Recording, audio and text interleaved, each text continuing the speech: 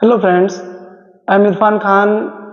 I want to share some information about physics, and today we are going to start class 12 chapter, which is we are called electrostatics. Electrostatics, the branch in which we deals about the study of current, the electric current. लेकिन electric current आया कहाँ से? Electric current आने के सबसे पहले बात होती है अपनी इलेक्ट्रोस्टैटिक्स के बारे में पढ़ती है। इलेक्ट्रो का मतलब होता है इलेक्ट्रॉन। इलेक्ट्रॉन क्या? इलेक्ट्रॉन एक ग्रीक वर्ड है जिसको अगर फर्दर अगर अपन कॉल करें, इलेक्ट्रॉन का मतलब होता है इलेक्ट्रॉन। हाँ, वही इलेक्ट्रॉन जो एटम के चारों तरफ चक्कर लगाता है, वही इलेक्ट्रॉन जो एटम के चारों तरफ चक्कर लगाता है, वही इलेक्ट्रॉन। इलेक्ट्रॉन से बना इलेक्ट्रॉन। और स्टैटिक का मतलब होता है रेस्ट। स्टैटिक का मतलब रेस्ट, यानी कि अपन इसमें क्या पढ़ेंगे कि इलेक्ट्रॉन रेस्ट पे। इलेक्ट्रॉन रेस्ट पे, इलेक्ट्रॉन असल में क्या है? एक तरह का चार्ज है। यानी कि इसमें अपन क्या पढ़ते हैं कि चार्ज रेस्ट पे है, उसी को क्या कहते हैं अपन? इलेक्ट्रोस्टैटिक्स। अगर कोई चार्ज रेस्ट पे है और उसकी स्टडी कर रहा है तो उस ब्रांच को क्या कहते हैं? इलेक्ट्रोस्टैटिक्स कहते हैं। अच्छा, इलेक्ट्रोस्टैटिक्स में भी दो ब्रांच आती है अगर क्लास 12 के बेसिस पे देखा जाए। एक तो है चार्ज एंड फील्ड की, जो कि फर्स्ट पार्ट है इलेक्ट्रोस्टैटिक्स का, और दूसरा पार्ट है उसमें अपन पढ़ते हैं पोटेंशियल और कैपेसिटेंस के बारे में। पोटेंशियल एंड कैपेसिटेंस के बारे में ये दो ब्रांच है इलेक्ट्रोस्टैटिक्स की। एक में तो चार्ज एंड फील्ड के बारे में पढ़ते हैं, दूसरे में पोटेंशियल और कैपेसिटेंस के बारे में पढ़ते हैं। अब सुनिएगा, इलेक्ट्रोस्टैटिक्स पढ़ने से पहले अपने को दो चीजें ध्यान होनी चाहिए। अगर चार्ज रेस्ट पे है, यानी कि इलेक्ट्रिक चार्ज रेस्ट पे है, तो वो क्या प्रोवाइड करता है? इलेक्ट्रिक फील्ड प्रोवाइड करता है। क्या प्रोवाइड करता है? इलेक्ट्रिक फील्ड प्रोवाइड करता है। इलेक्ट्रिक फील्ड प्रोवाइड करता है अगर चार्ज रेस्ट पे है तो। एक बात। दूसरी बात है, अगर इलेक्ट्रिक चार्ज मूव कर रहा है, लेकिन मूव करने के साथ क्या कांस्टेंट होना चाहिए वेलोसिटी उसकी। क्या होना चाहिए? वेलोसिटी कांस्टेंट, मतलब लगातार एक स्पीड से मूव करना चाहिए। वेलोसिटी उसकी इक्विवेलेंट होनी चाहिए हर पाथ पे। तो वो क्या प्रोवाइड करता है? इलेक्ट्रिक फील्ड तो प्रोवाइड करता ही है, उसके साथ साथ क्या प्रोवाइड करता है? मैग्नेटिक फील्ड भी प्रोवाइड करता है। मैग्नेटिक फील्ड भी। इस मैग्नेटिक फील्ड के बारे में अपन 4th चैप्टर में पढ़ेंगे, मूविंग चार्जेस एंड मैग्नेटिज्म में, जिसमें चार्ज मूव कर रहा है। चैप्टर का नाम है मूविंग चार्ज। इलेक्ट्रिक चार्ज अगर मूव करता है कांस्टेंट वेलोसिटी के साथ, तो वो क्या प्रोवाइड करता है? इलेक्ट्रिक फील्ड तो प्रोवाइड करता है, लेकिन साथ में मैग्नेटिक फील्ड भी प्रोवाइड करता है। अच्छा, तीसरी बात, अगर इलेक्ट्रिक चार्ज एक्सेलरेट कर रहा है, एक्सेलरेट का मतलब क्या होता है? Change in velocity. अपन जानते हैं एक्सेलरेशन का मतलब क्या है? Change in velocity. वही क्या होता है? एक्सेलरेशन होता है, small A. Change in velocity का एक्सेलरेशन है। अगर चार्ज एक्सेलरेट करता है, यानी बार बार अपने पाथ में अपनी चेंज को, स्पीड को चेंज करता रहता है, चेंज करता है अपनी वेलोसिटी को, तो वो क्या प्रोवाइड करेगा? एक्सेलरेट करता है, तो वो क्या प्रोवाइड करेगा? ये सबसे इंपॉर्टेंट है, जो 8th चैप्टर में अपन पढ़ेंगे, उसको क्या कहते हैं? इलेक्ट्रोमैग्नेटिक रेडिएशन प्रोवाइड करेगा। वो क्या प्रोवाइड करेगा? Electromagnetic radiation. इलेक्ट्रोमैग्नेटिक रेडिएशन को क्या कह सकते हैं? EM waves. क्या कह सकते हैं? ईएम वेव्स, जिसका पूरा एक चैप्टर है अपने 8th चैप्टर है साइंस में, सॉरी फिजिक्स में 8th, उसका नाम है इलेक्ट्रोमैग्नेटिक वेव्स। ठीक है, ये ध्यान रखिए। तो वापस क्या है? इलेक्ट्रोस्टैटिक्स वो ब्रांच जिसमें अपन चार्ज को रेस्ट पे पढ़ते हैं। अच्छा, इलेक्ट्रोस्टैटिक्स को दो पार्ट में डिवाइड किया है, एक तो है चार्ज एंड फील्ड, दूसरा पोटेंशियल एंड कैपेसिटेंस। ठीक है, अगर रेस्ट पे है तो क्या प्रोवाइड करेगा? Electric field. अगर चार्ज मूव करता है कांस्टेंट वेलोसिटी के साथ, तो क्या प्रोवाइड करेगा? Electric field and magnetic field. अगर चार्ज एक्सेलरेट करता है तो क्या प्रोवाइड करता है? इलेक्ट्रोमैग्नेटिक वेव्स या इलेक्ट्रोमैग्नेटिक रेडिएशन। ठीक है, अब हम आगे बात करें चार्ज की, क्योंकि चार्ज से शुरू होगी इलेक्ट्रोस्टैटिक्स। चार्ज से शुरू होगी। चार्ज क्या है? एक फंडामेंटल क्वांटिटी है, ये ध्यान रखिए। एनसीईआरटी में बात लाइन लिखी हुई है कि charge is the fundamental quantity. अच्छा, किसकी फंडामेंटल क्वांटिटी है? इस दुनिया में जितने भी मैटर्स हैं उन सब की फंडामेंटल क्वांटिटी है, उसको क्या कहते हैं? चार्ज कहते हैं।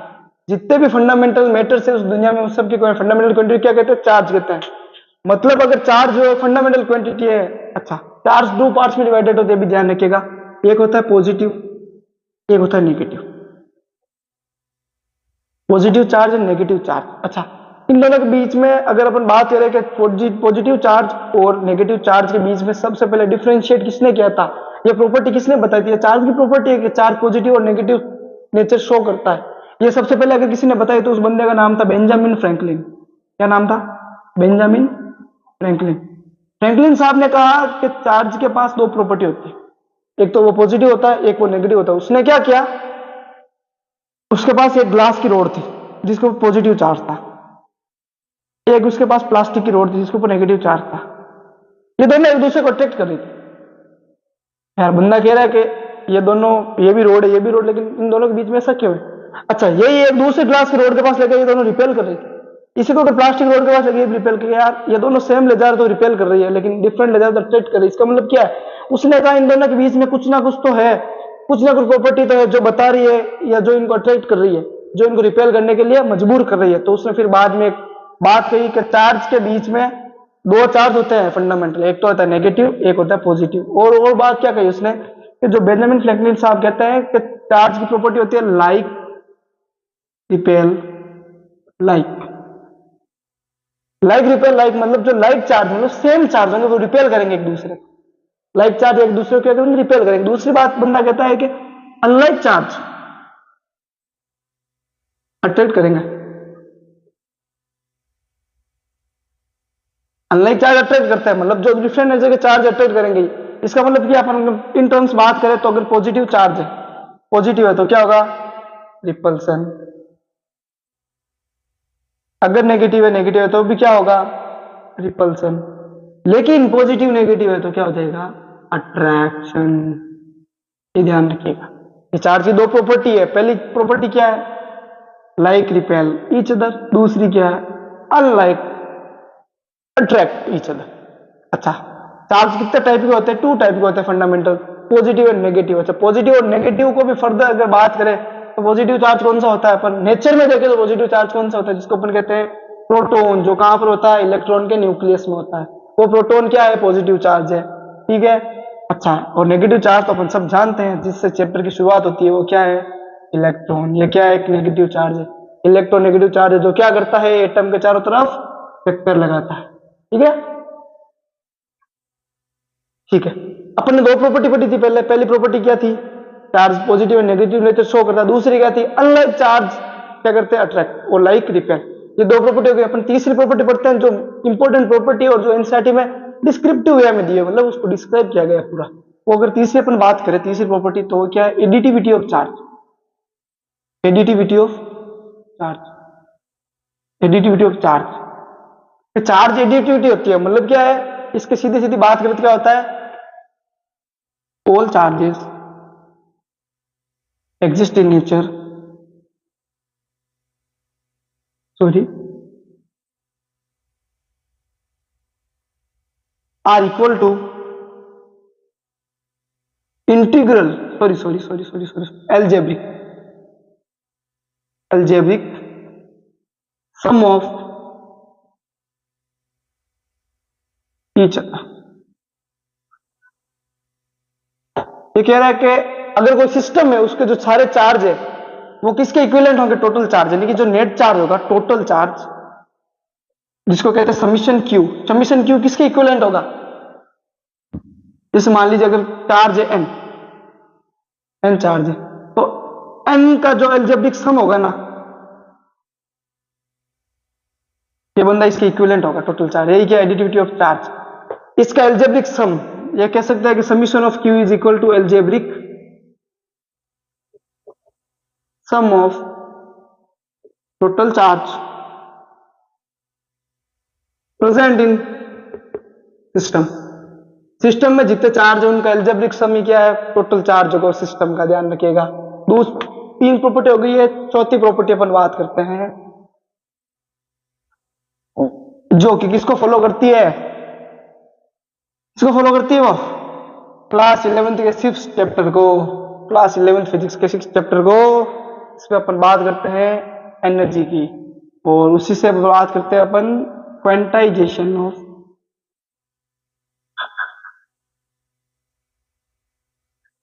चलिए वो बाद में करेंगे अपन कंजर्वेशन वाली, ये पहले ये करते हैं। क्वांटाइजेशन ऑफ चार्ज का मतलब ये होता है कि जो चार्ज होता है ना, वो नेचर में क्वांटाइज्ड होता है।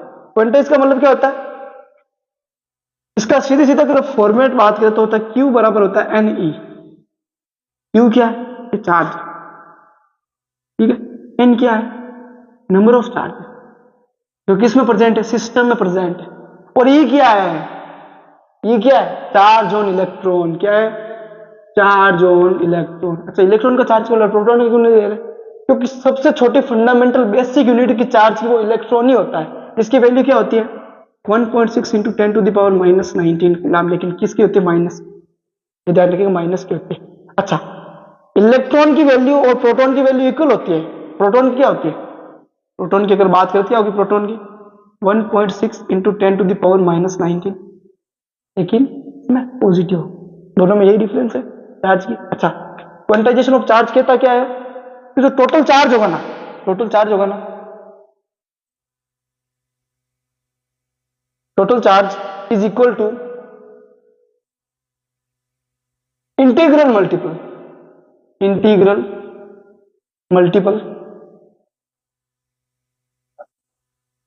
Of electron. ये इंटीग्रल मल्टीपल हो रहा है, देखिए इलेक्ट्रॉन का चार्ज है, इलेक्ट्रॉन का चार्ज का जो इंटीग्रल मल्टीपल होगा इसके इक्वल होगा क्यू के equal.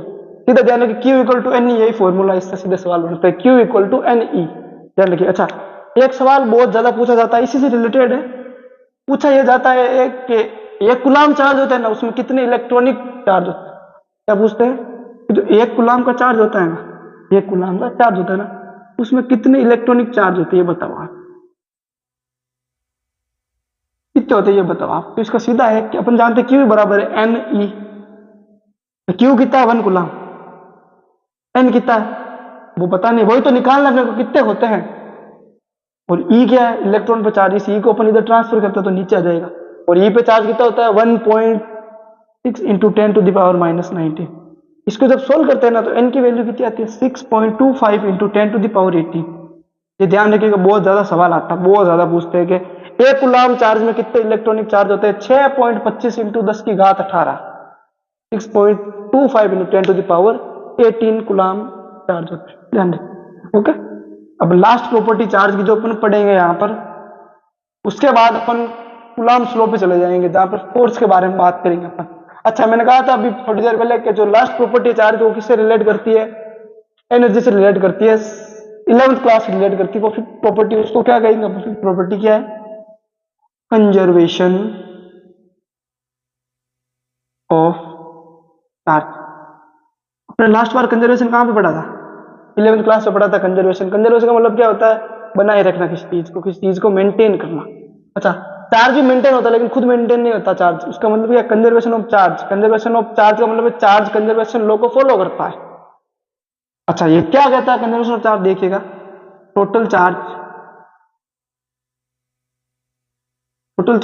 In an isolated, NCERT की लाइन है, total charge in an isolated system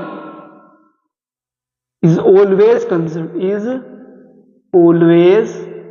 conserved। मतलब कि कोई सिस्टम है उसके अंदर जो टोटल चार्ज है वो हमेशा क्या कंजर्व रहेगा। कंजर्व मतलब ना उसको बिना, कंजर्व का मतलब क्या होता है, एनर्जी की डेफिनेशन क्या थी, energy can neither be created nor be destroyed, it is inter convertible, मतलब एक फॉर्म से दूसरे फॉर्म में कन्वर्ट कर सकते हैं, इलेक्ट्रिकल एनर्जी से मैकेनिकल एनर्जी में कन्वर्ट कर सकते हैं। उसी प्रकार चार्ज को ना बना सकते हो ना मिटा सकते हो, वो नेचर में क्या होता है, कंजर्व रहता है नेचर में। यही कहती है लास्ट प्रॉपर्टी चार्ज की, charge is remain always conserve. ठीक है।